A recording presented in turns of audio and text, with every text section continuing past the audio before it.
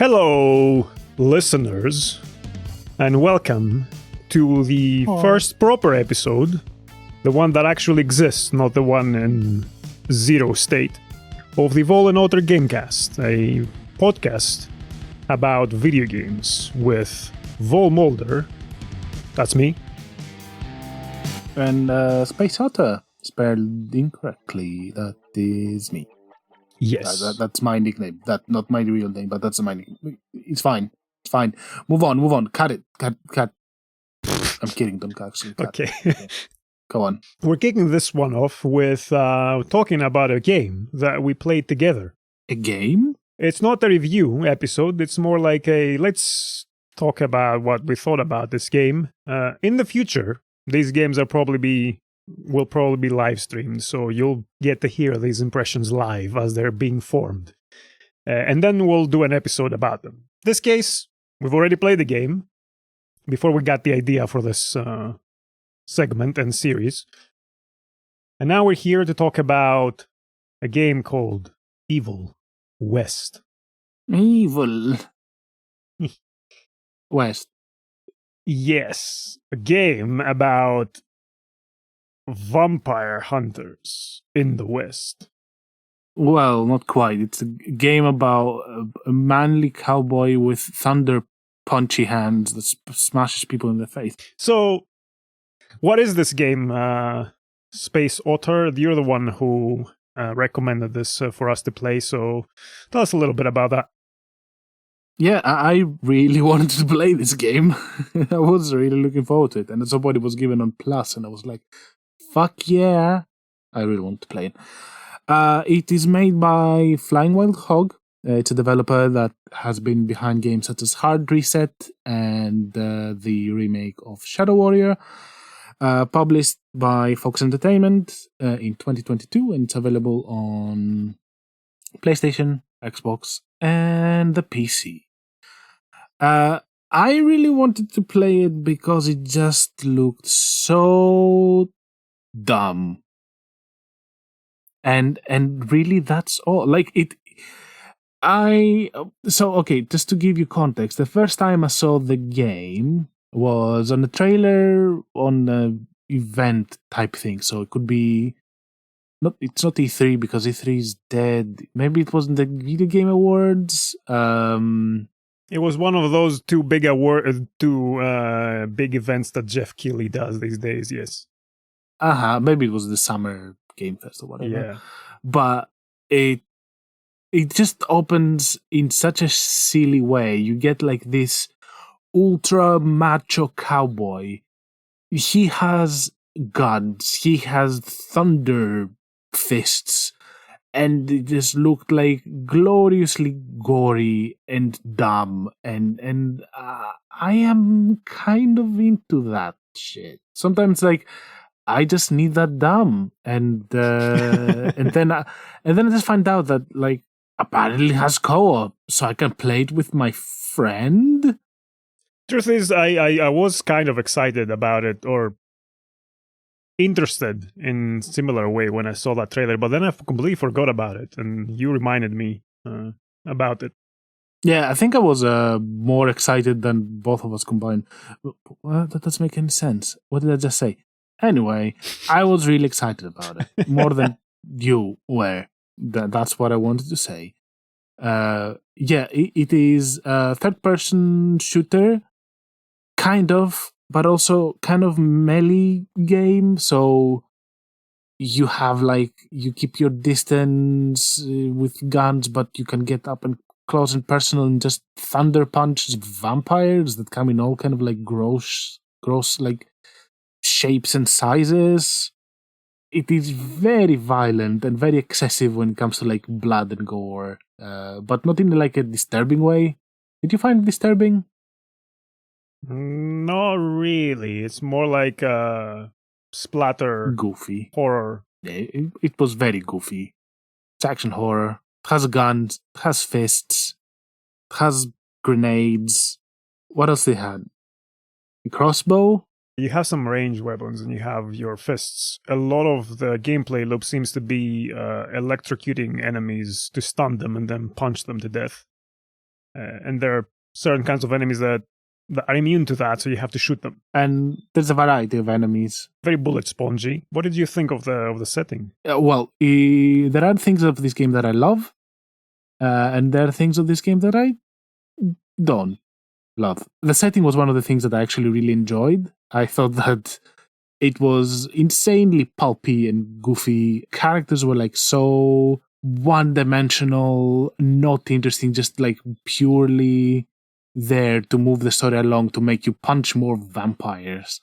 The setting was fun because it was just like this like dystopic kind of like West, and there was vampires everywhere, and you just have to kill the vampires. I think your name is Jesse.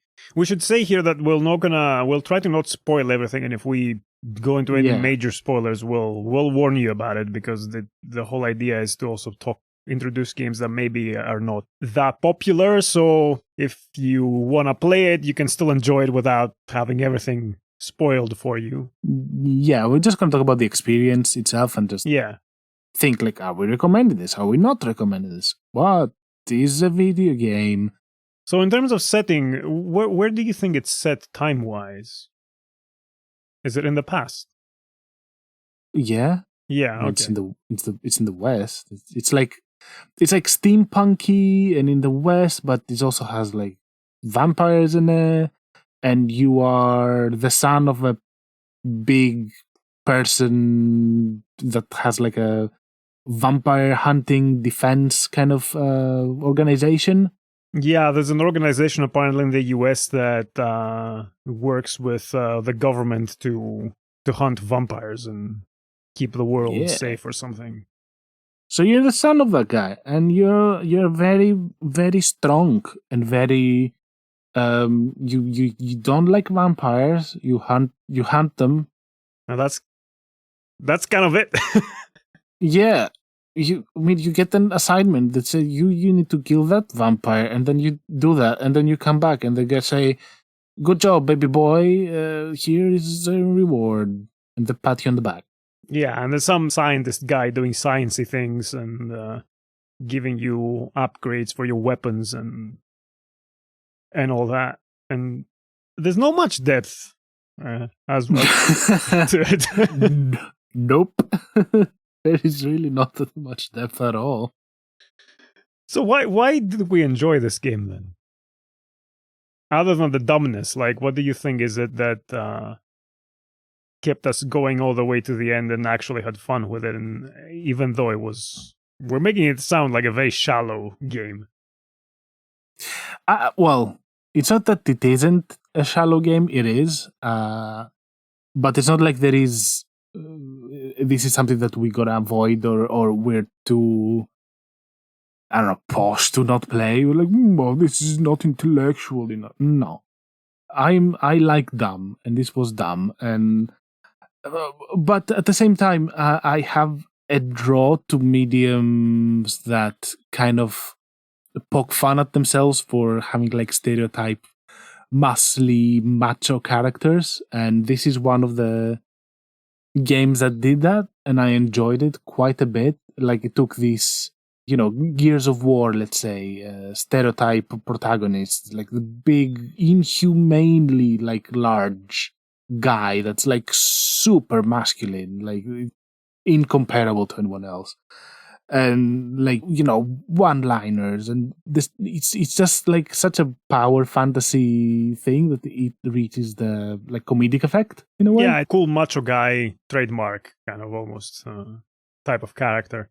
Doesn't talk much. When he talks in one-liners, as you say, with a gravelly voice. Yeah, and I thought the gameplay loop itself was enjoyable. Like, I like the combat. I liked collecting things and just making my little combos of new powers as you upgraded. So you can upgrade your weapons, but you can upgrade your gear as well, and the stuff that you can do with it. Yeah, and I think more importantly, just I'm pretty sure that the developers knew that what they were presenting was goofy, and they played on it quite a bit. They just tried to up themselves more with more gore, more like bigger beasts, more guns, bigger explosions, bigger like effects that you could have on your enemies, and that escalation did not really stop being fun, and the game was short enough to maintain this fun for me. I suppose that's the key here, and that as we're saying, it was dumb and it was shallow, but it was aware of being all these things, and it wasn't doing this with a serious face on. It was playful. Yeah, and that's the thing that I feel it's a pitfall that a lot of other games like fall into, which is like this feeling of self-seriousness that can really bring down the joy in a lot of games. Like, it's a combat game. You punch vampires. Can you not take yourself that seriously? I will bring up something that I think you enjoyed it. I'm not entirely sure, called The Order. Yeah, I did. I did enjoy that game. Yeah, I felt that was really up its own butt with how serious everything was. Yeah. And I did not enjoy it. Other action games has like a similar thing when they don't really have the writing chops to like pull something interesting in it. They just cannot see that what they're presenting is goofy and they cannot save it in any way. And I feel that this self-awareness actually really helps the game because, like, let's face it, the story was not good. The characters were not particularly good, but it's that silliness that actually made the game enjoyable. We finished this game about 2 weeks ago, didn't we? Yeah. A week and a half ago, 2 weeks. I Yeah. don't remember much about the story and the plot or anything. I remember there was a stereotypical guy who was on your side but was so cartoonishly evil. Mm-hmm. I'm not gonna say more because, again, we're gonna go into spoilers, but you know who I'm talking about. The guy that we wanted to punch in every cutscene. Oh yeah, like meeting all the stereotypes, like elitist, sexist, like just completely annoying. And you were like, okay, I see what's gonna happen to him.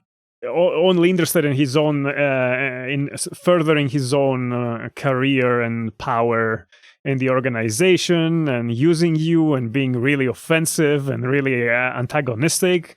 Yeah.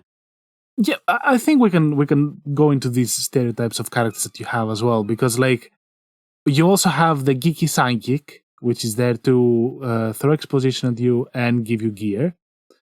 You have the science lady that is there to like further like give you quests and further the storyline and your, let's say, knowledge of the other side. And you have like the antagonist, which I'm not gonna say what the antagonist is, even though you see them very quickly into the game, but they're very stereotypical. So it's almost as if they're going like, okay, let's get a list of like stock characters and just shove them in there. And it made it all the more funny to me. Yeah, it was hilarious the way these characters interacted. And the voice acting was just brilliantly silly. The voice acting actually was pretty decent, pretty good for what it was going for, the tone it was going for, I think. Oh yeah. Like, I don't think it was bad voice acting. Like, I'm not saying it was bad, but I'm saying it was silly. Like, when someone was evil, they were acting super evil in the dialogue. When someone was manly and strong, they were actually super manly and super strong. When someone was like wise or like measly, they were going like the full effect. So you were getting all of that in a very goofy kind of way that was, I found very enjoyable. And it wasn't coming across necessarily as bad overacting. That's a key in this, is that they played it straight, right? Yeah. They did not insert many jokes and they did not like actively poke fun of themselves. It was clear that it was self-aware, but it was played straight. Well, for me, this game occupies a weird space that is getting smaller and smaller in the industry right now, which is the so-called AA video games, the ones that are not super big productions, are not trying to be the most epic, the biggest, the most bombastic thing ever made. Mm-hmm. So there's a charm to something like this. It was relatively short as well, which is a bit of a pet peeve I have with a lot of video games these days. They're getting longer and longer, and we cannot finish them as a result. Yeah, I will throw that out. Like, I've been playing like Tears of the Kingdom, like the new Legend of Zelda game, but at this time that we're talking about it, it's still kind of new, a year old maybe. Yeah, just for reference, like we're recording this at the start of April 2024 in case it takes us forever to upload this, but Yeah, it is like all those games that you're really competing for your time, and there are times that I really miss the time that my game was like 12 hours long. I was going through it, and I got a beginning, a middle, and an end. They were nice treat, and then I could continue. Like, and now I'm on the point that all the games last 300 hours each or whatever. It is daunting. yeah, it's becoming a bit burdensome at times, I think. It sounds silly almost to say that such an old feeling game Oh yeah, oh yeah. came as a breath of fresh air almost. I feel it captures in a way like games that you had like single player campaigns of like action games in like the PlayStation 2 to 3 and Xbox 360. Self-contained, small, like medium production games that were not particularly expensive, that you just went through them. And I feel that at the time they were very, very important, and they were very. I miss this type of game. I miss this approach. I to do, video and games. the other thing is that we like playing games co-op, but the problem is that a lot of the games these days that have multiplayer in them really try to go for the live service almost model. Yeah, We want you to play and play and play and play with more people and commit hours and hours of your day. And it's harder to keep this co-op play that we've been doing for years going.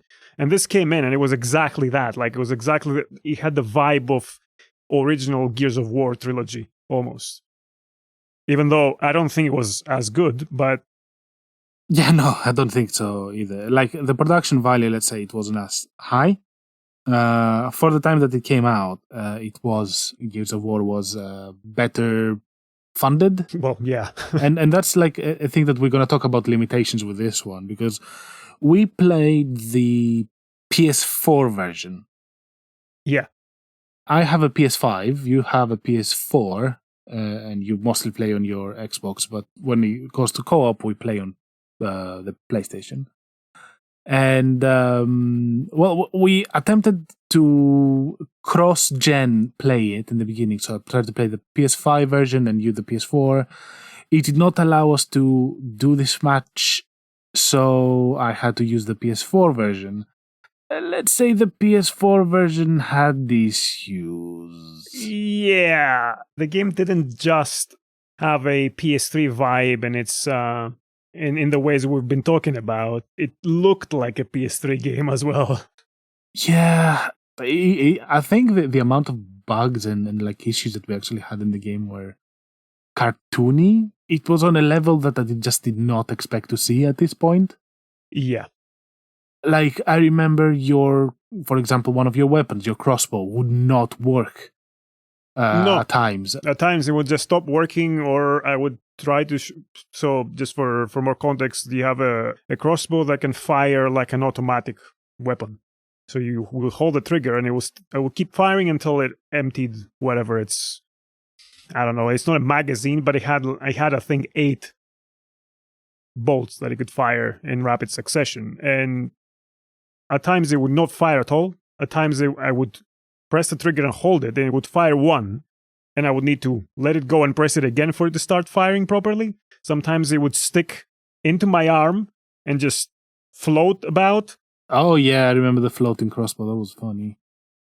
You fell through the level. I fell through the ground many times. The game... It wasn't once. It was once. You fell through the level once.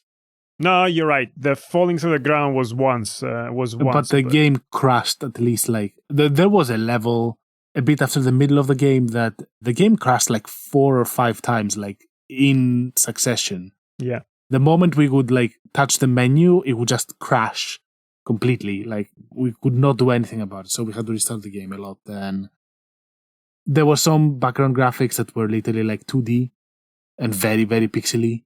Yeah, I'm not exaggerating when I'm saying that it looked like a PS3 game at times. I think it's at times certain distant environments looked like a PS2 game at best. I was surprised about how rough it looked. Like I expect that when games are cross-gen, like the last gen version may not get as much of a polish, but this one looked really rough. And I'm not trying to shit on the devs, because I understand that this was probably budgetary constraints that caused this. I don't know what it looks like on current gen, although it was put on Game Pass. We will talk about it a little bit. If anyone plays it on the PS4, be prepared for a lot of jank and a lot of bugs and a lot of glitches. Yeah, I do not know if potentially like the co-op part did affect it as well. We've not extensively tested this. This is just our experience. But regardless of all that, we kept going. We finished the game. Yeah, which means that something attracted us to it. Something was working out well, and we enjoyed it. And also, like, another thing that I would say is that a lot of sound files were clipping or disappearing. There was a lot of lack of sync, and some of my cutscenes, I think that was less prevalent on your side. Yeah. And notably, at some point at the end credits, I remember that a monster roar was stuck on a loop. Yeah. So I would have music and the monster roar just playing on top of it, not stopping. Like it would repeat itself every 2 seconds or 3 seconds, and I found it hilarious. I have some critique, though. Go for it. For some parts. Even though it was enjoyable, and even though it had a lot of upgrades, the main thing you did in combat was to zap enemies and then just do an automatic combo on them. Yes. It was too spammy in that regard, to the point that it became quite repetitive at times, and some enemies were such crazy bullet sponges. Yeah, I mean, the health of enemies went up due to co-op, but let's say when you are getting swarmed by like 5 of them, and the players have to like kind of split their attention, it does become like you just punching a wall and the other player punching another wall. So it's not really. It is scaled as a difficulty for 2 people. So let's say that enemies do gain more health when you're playing co-op, but as a result, you do get a lot of bullet spongy enemies, and the combat can get quite repetitive. Yeah, and after a certain point, the enemies also started recycling. There was a point where it just stopped having new enemies because like you got them all introduced and then you were heading to the final boss. I don't think that was too bad, honestly. I think the combinations that they were making were good. I think the enemy design they were making were good. Some enemies were more annoying than others. There was a digging enemy that I was like, I fucking hate that. I hate that I have to wait for you to just come out of the ground for me to do anything. Yeah, because you couldn't really do anything while it was burrowing through the ground. You just waited. Yeah, so if you had like 2 of them together or 3 of them together, you waiting. Yeah, you just 2 players waiting. It would usually throw you like other like fodder enemies around them just to annoy you and distract you, essentially, so that you could get hit by the burrowing enemy. There were some bosses that were not that imaginative or creative that also kind of repeated. Like some boss type enemies. It was some very, very light puzzles that we did occasionally. I wouldn't call it puzzle. So like the non-combat part of the game that you have to do is like path making in a way.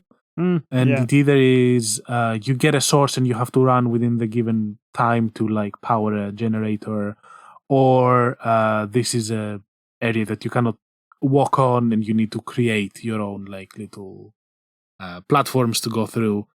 And it was all just filler. I will just plain say it that was weak gameplay and not interesting. And we had a crate puzzle at some point. What was a crate puzzle? I don't even remember that. We had to make a path through a thing by sliding big blocks of environment around. Oh, right. I mean, barely qualifies as a puzzle, but yeah, like you need. I mean, that was the level of puzzling in that game.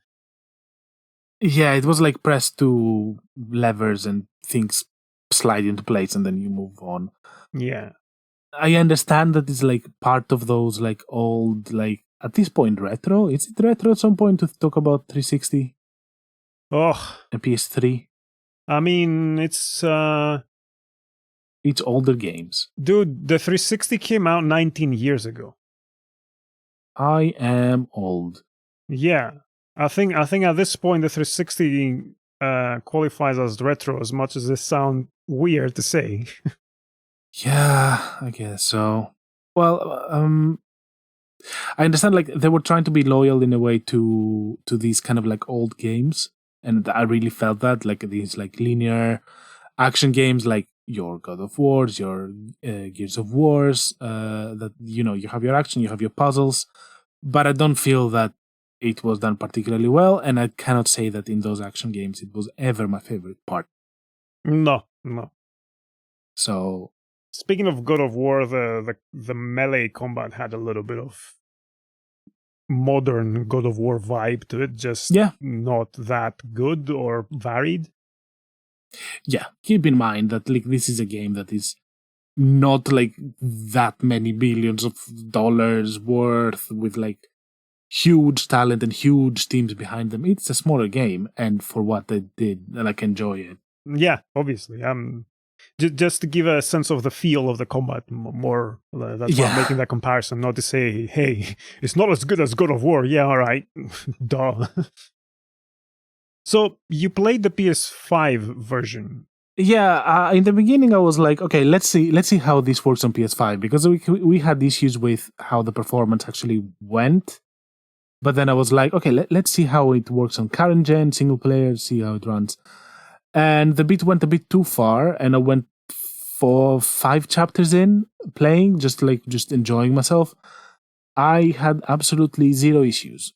Oh, okay. It looked good. I did not have any bugs. Never crashed. It never glitched. It never had anything that like affected the game as it did when we were playing together. I don't know if it was optimized or made for current gen, and then they just made a downgraded version for the PS4, and it just completely like went to shit, or the co-op was just not rendered well enough, because like we forgot to mention that in the co-op as well, it's not like you play a second character, you just play a copy of the protagonist, so you have two protagonists. Yeah. And when you get the cutscenes, you just see it from the protagonist that you play, but also the other person plays. So it's like you have, and it's weird because the game actually has a secondary action character.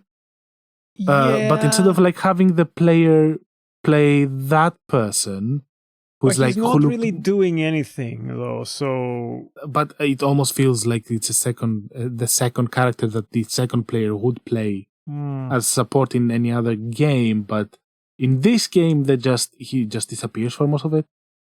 Yeah, which makes it sound almost like the co-op was an afterthought, but at the same time, it was implemented consistently and well through it. It didn't, like, thematically, it looks like it didn't fit, but gameplay-wise, it was fine.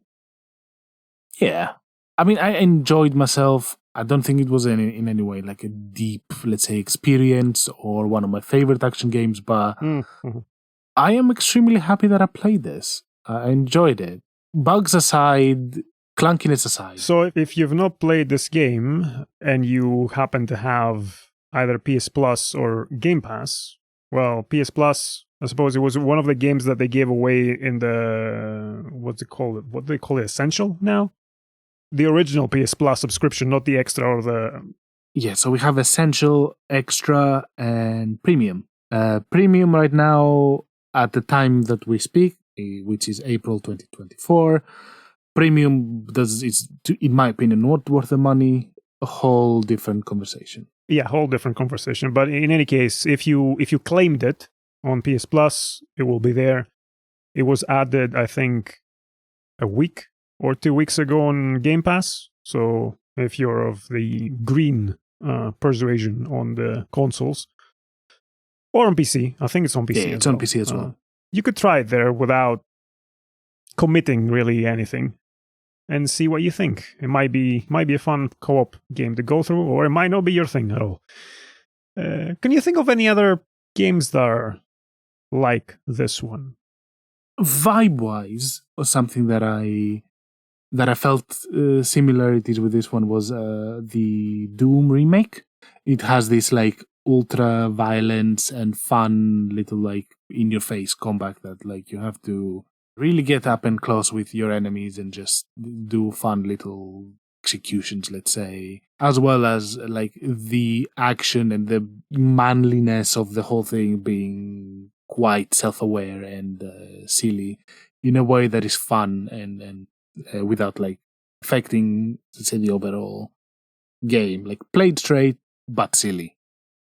So I felt a bit like playing Doom. Yes, there were similarities in the new God of War style, but also like older action games in like PS2 era, PS3 era, and 360 era. Yeah, the game that vibe-wise this brought to mind, although again I'm going just from memory, so I may be off here. Do you remember a game on the PS2 and Xbox, the original Xbox One, called Dark Watch? No. Right. So it was first person shooter, mind you. So I'm just going for vibe, not the specific type of gameplay. It was published by Capcom in the US, but by Ubisoft in Europe and Australia. It was developed by a studio called High Moon Studios. So it mixed the same style of Western horror and steampunk. So you were a gunfighter who had been turned into a vampire. So you weren't hunting vampires, or you were a vampire yourself, if I remember right. Well, that sounds awesome. I'll play it. It was fun. I remember having fun with it when it came out. That was, it was 2005. I'm looking it up just to make sure that I'm not making shit up. So yeah, 2005. It was also known as Dark Watch Curse of the West.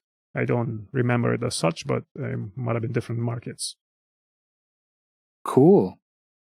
That was the thing that came to mind when we were playing it, and I wanted to ask you if you had ever played this, but it sounds like you didn't even know it existed.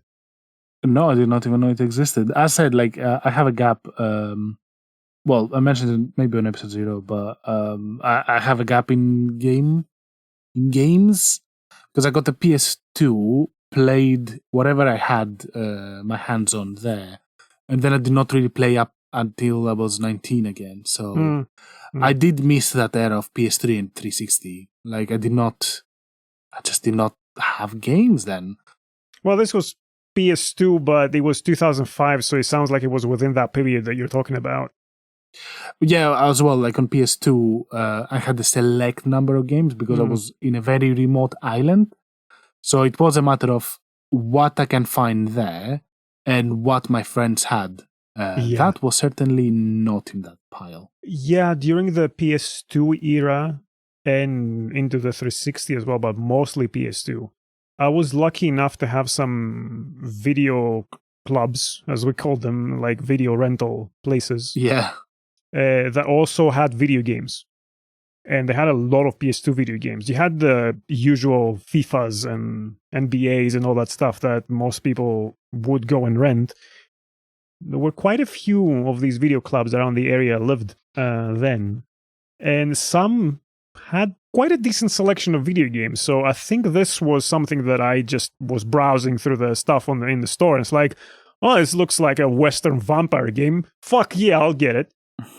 Because depending on the popularity of the thing that you were renting, sometimes it would be like every day. It's a daily rental. So every day it was €2 per day and it would stack up. And others were weeklies. So I think this was a weekly one. So I would have to binge games when I would rent them just to manage to finish them and get them back without spending too much money on them. Oh, man. My video rental club DVD thing in my town had like just like 300 movies that you could get. And I had watched all of them. And it had no games. So.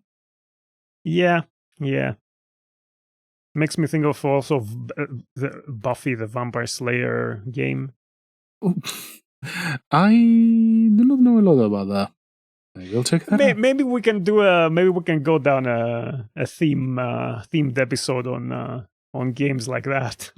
Old vampire games. Old vampire games. I didn't play a lot of vampire games, to be fair. So you played more. You're a goth kid. Yeah. So. No, it was thematically was something that I was into.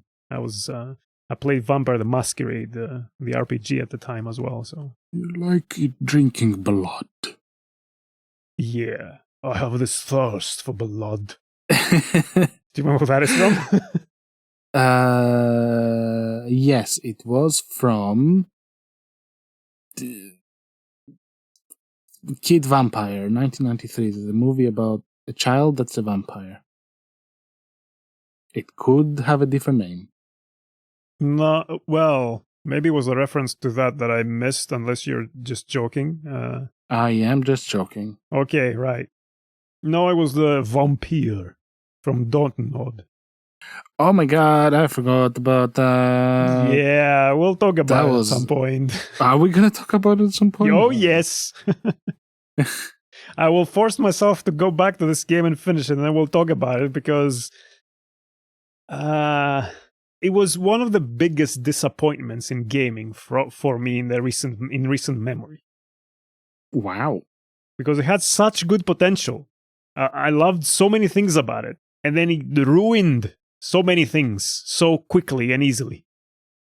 Okay, the movie was actually called The Little Vampires from 2000. Okay, so that's an actual thing. You didn't make it up.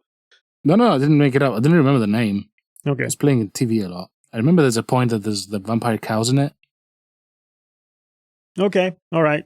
So anything else other than the Doom remake or reboot rather? Pretty sure there's something else out there, but right now it's not coming up. We'd like suggestions along this line. This is something that we could enjoy playing together and sharing with yous out there, either on Twitch or here on the podcast. Yeah. Of course, like, we're not looking for exactly the same vibes or exactly the same thing, but like something that we can play co-op, like in that way, that's like a story, point A to point B. There's really not many out there that are not like live service games, so recommendations are welcome, and I'm looking forward to like find something new. And we are playing on the PlayStation, so there's a little bit of limitation in what we can access in that regard. But yeah, just something to keep in mind. I do have an Xbox. You don't have an Xbox, so not yet. Probably Yeah. never. Sorry. Probably never. So And especially knowing that eventually you're gonna get a PS5. So yeah. Do I want to get an Xbox? Maybe we'll end up having the Gears of War trilogy on the PlayStation one day soon. So I somehow doubt it, but we'll see. We'll see. maybe. Strange things are happening these days on the Xbox front. Anyway, I guess that's what we think about this game. So you recommend Evil West to people out there to play? With the caveats that we just talked about, that, if you're playing it on a PS4, maybe it will break and you won't be able to finish it or something. But if you're on a PS5, from what you're saying, it sounds like it's a much better experience. Yeah. I did think about putting it up on the Xbox and checking it out there, but it's gonna sound stupid to you, but it was the last few days before the servers for The Crew shut down, and I wanted to just drive around that map before that happened. So I didn't play anything else the last week other than The Crew. Yeah. All right. Evil West. It's a kind of thumbs up. Yeah. Don't expect your life to change by playing this game. But you'll have fun. Yeah, or feel many things. Maybe some disgust, or some joy, some amusement. Certainly amusement. Very nice voice acting. And that brings us to the end of the episode. Yeah, you can hit us up on email if you have any comments to share with us about this game we talked about or any similar games. Share your opinions. Yeah, that will be all the stuff you need to find to get in touch with us will be in the description, and you can check it out there. This is an email that we'll both monitor. And if you're okay with it, we can read it out and respond to you. If not, just let us know that you're not, and we'll just read it and know you. Yeah. We'll know your opinion. No one else will. And this brings us to a little segment that I wanted to introduce to our podcast that is just a weekly recommendation. Well, not really a weekly. I guess we're doing this fortnightly, but yeah. Well, bi-weekly. The recommendation of the episode. Recommendation of the episode. We're gonna just recommend something. Anything that we feel passionate about. Doesn't have to be video games, doesn't have to be movies, it can be anything you want.